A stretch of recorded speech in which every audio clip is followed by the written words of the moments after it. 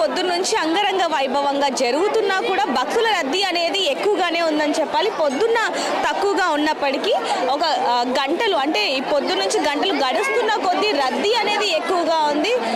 వివిధ రాష్ట్రాల నుంచి ప్రజలు ఎక్కడెక్కడి నుంచో గోల్కొండ అమ్మవారిని బోనాలు సమర్పించి అలాగే అమ్మవారిని దర్శించుకోవడానికి వివిధ రాష్ట్రాల నుంచి రావడం జరుగుతుంది.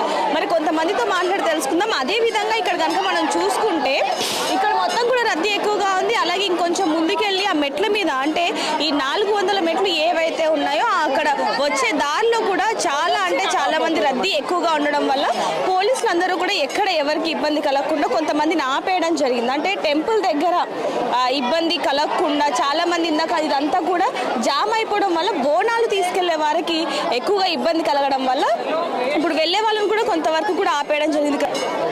మనకి ఇక్కడ కనిపిస్తూ ఉంది విజువల్స్ కూడా. వెళ్ళే వాళ్ళకి బయటకు దారి అటు సైడ్ నుంచి ఉంది. సో వచ్చే వాళ్ళని కూడా ఆపేయడం జరిగింది. ఎందుకంటే లోపల నుంచి వచ్చే వాళ్ళకి ఇబ్బంది కలుగుతుంది కాబట్టి లోపల నుంచి వాళ్ళకి ఇబ్బంది కలగకుండా బయట నుంచి వచ్చే వాళ్ళని ఒక 5 minutes 10 minutes ఆపేసి అప్పుడు వాళ్ళని లోపలికి పంపించడం అనేది జరుగుతుంది. కొంచెం లోపల రద్దీ తక్కువైన తరువాత లోపలికి పంపించడం జరుగుతుంది. ఇంకా గంటలు గడిచే కొద్దీ ఇంకెక్కువగా రద్దీ అవుతుంది కాబట్టి ఎక్కడికక్కడ కొన్ని జాగ్రత్తలు తీసుకుంటూ ఉన్నారు పోలీస్ సిబ్బంది కూడా. అదేవిధంగా ఎక్కడ ప్రజలు అంటే భక్తులు ఎవరైతే ఉన్నారో ఎక్కడ కూడా అక్కడే నిలిచిపోయి ఉండకుండా ఎక్కడికక్కడ పంపించేస్తూ ఉన్నారు. ఇక్కడ మనం చూసుకోవచ్చు పోలీస్ సిబ్బంది కూడా ప్రజల్ని ఎక్కువగా ఇబ్బంది పెట్టకుండా అంటే దర్శనానికి తొందరగా వెళ్ళిపోయేలాగానే ప్రేరేపిస్తూ ఉన్నారు. ఇంకొంతమందితో ఒకసారి మాట్లాడి తెలుసుకుందాం వాళ్ళు ఎక్కడి నుంచి వచ్చారు ఏంటి అనేది. అదేవిధంగా దర్శనానికి ఎన్ని గంటలు పడుతుంది ఏంటి అనేది కూడా ఒకసారి తెలుసుకునే ప్రయత్నం చేద్దాం. నమస్తే అండి. ఎక్కడి నుంచి వచ్చారు? మాది కమ్మెట విలేజ్ అండి. కమ్మెట చేవెల నుంచి వచ్చినాం. అంటే ఉంటారా ఇప్పుడు వస్తారు? నేను ఈసారి ఫస్ట్ టైం వచ్చిన.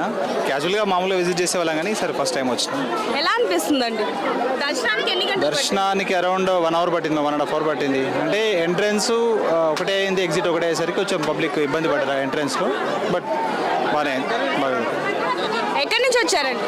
మేము లంగరోజ్. దర్శనానికి ఎన్ని గంటలు పట్టింది? మాకు ఒక 1/2 hour అట్లా పట్టింది. అంటే కొంచెం క్రౌడ్ తక్కువ ఉండే అప్పుడు మాకు ఒక 1/2 hour అట్లా పట్టింది. మాకు పోయినసారి జల్దీ అయిపోయింది. పోయినసారి కానీ ఈసారి క్రౌడ్ చాలా ఎక్కువ వచ్చింది. ఆ అమ్మవారి దయతోటి ఈ సంవత్సరం మా తెలంగాణ ప్రజలందరినీ చాలా చల్లగా చూడాలని చెప్పి కోరుకుంటున్నాం.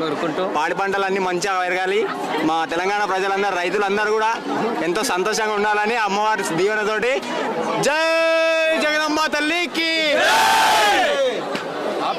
చూసారు కదండి, చాలా వరకు చూసుకుంటే ఎగ్జిట్ ఎంట్రన్స్ కానీ ఎగ్జిట్ అలాగే ఎంట్రన్స్ రెండు కూడా ఒకే దారి అవ్వడంతో భక్తులకు ఇబ్బంది పడుతున్నారు అనేది కూడా ఇక్కడ తెలుస్తా ఉంది.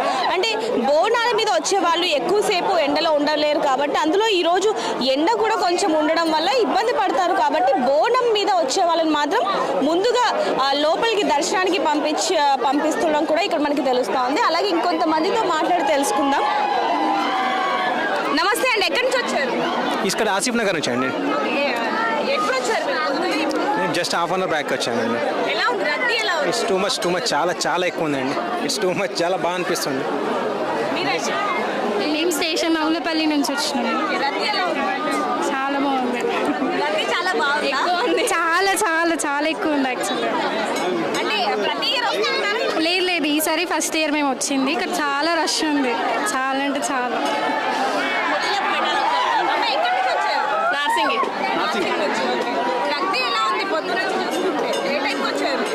మేము అక్కడ ట్రాఫిక్ లోనే చాలా సేపు ఉన్నాం. 1.5 hour వరకు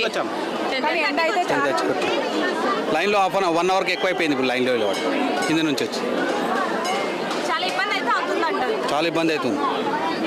అంటే అక్కడక్కడ నీటి సదుపాయాలు కూడా పెట్టడం జరిగింది. నీళ్ళు ఉన్నాయి. పెట్టారు.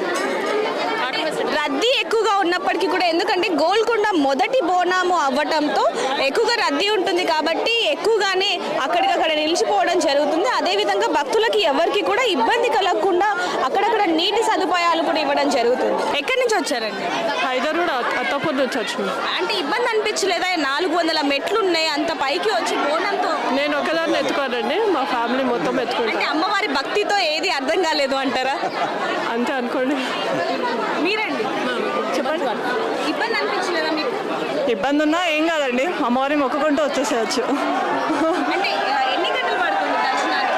ఏం లేదు, ఇప్పుడు ఒక 1/2 hourలో వచ్చేసాను. దర్శనానికి టైం పడుతుందేమో, ఇప్పుడు వచ్చేసాము. అంటే ప్రతి ఇయర్ వస్తూ ఉంటారా? మేము ప్రతి ఇయర్ ఎత్తుకుంటాము, బోనం ఎత్తుకుంటాము. సిద్దిపేట నుంచి సిద్దిపేట నుంచి ప్రతి ఇయర్ వచ్చి ఇక్కడ బోనం సమర్పించుకుంటారా? ఇబ్బంది అనిపించదా మీకు? ఏమి ఇబ్బంది అనిపించే. అంటే ప్రతి సంవత్సరం కూడా 400 మెట్లు ఎక్కి మరి అమ్మవారికి సమర్పిస్తూ ఉంటారు. అనిపిస్తూ ఉంటుంది. మంచిగా అనిపిస్తుంది, మంచిగా అంటే ఎన్ని అనిపిస్తుంది. గంటల సమయం పట్టింది మీకు పైకి రావడానికి? మాక అర్ధగంట పట్టవచ్చు, అర్ధగంట పట్టింది. పొద్దున్న నుంచి చూసుకుంటే ఇప్పుడు వరకు కూడా అమ్మవారిని చూడడానికి వేలాది మంది భక్తులు అయితే వస్తూ ఉన్నారు. అయితే గర్భగుడిలోకి మాత్రం ఎవరైతే ఒడిబియ్యం పోస్తారో లేకపోతే ఎవరికైతే మొక్కులు ఉంటాయో వాళ్ళని మాత్రమే లోపలికి తీసుకొచ్చి మరి ఒడిబియ్యం పోయడం లేకపోతే చీర ఇవన్నీ పెట్టడం కూడా జరగడం జరుగుతుంది. అయితే అటు సైడ్ చూసుకుంటే చాలా మంది ఎవరైతే నార్మల్ పీపుల్స్ ఉంటారో, నార్మల్ భక్తులు కేవలం చూసుకొని వెళ్ళడానికి మాత్రమే అనుమతి ఉంది. చాలా మంది మాత్రం ఇప్పటి వరకు ఎంతమంది వచ్చారంటే ఏంటనేది ఒకసారి కనుక్కుందాం. అన్న పొద్దు నుంచి ఎంతమంది వచ్చారు? కింద నుంచి ఇక్కడ దాకా ఉంటుంది కదా, అంత ఐడియా ఉండదు. పొద్దున ఏ టైంకి స్టార్ట్ చేశారు? 6 గంటలకు సాయంత్రం ఏ టైం వరకు ఉంటుంది? 7 వరకు 7 వరకు.